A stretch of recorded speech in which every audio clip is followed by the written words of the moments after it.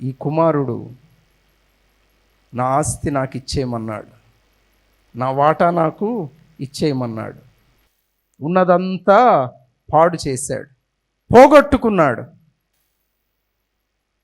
మనం అయితే అంటాం, ఇక వాడితో నాకు సంబంధం.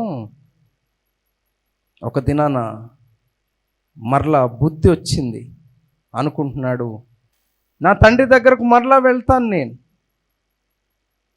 తండ్రి, నీకు విరోధముగా, దేవునికి విరోధముగా నేను పాపము చేశాను, నీకు ఇష్టమైతే దయచేసి నన్ను చేర్చుకోమని అడుగుతానని తండ్రి దగ్గరకు బయలుదేరి వెళ్తూ ఉన్నాడు.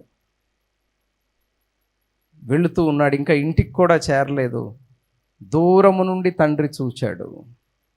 పరిగెత్తుకొని వెళ్ళి అతని మీద కనికరపడి, అంతేనా, కనికరపడి పరిగెత్తుకొని వెళ్ళి అతని మీద పడి ముద్దు పెట్టుకొని తన ఇంటికి తీసుకొని వచ్చాడు.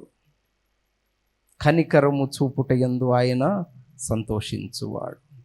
తప్పిపోయిన మనలను, లోకములో ఉన్న మనలను, పాపములో ఉన్న మనలను ప్రేమించి ఇంకా తడవు చేస్తూ ఉండగా కూడా మన పట్ల కనికరము చూపి మనలను రక్షించిన ప్రభువును మనము హృదయపూర్వకంగా ఘనపరిచే వారముగా ఉండాలి.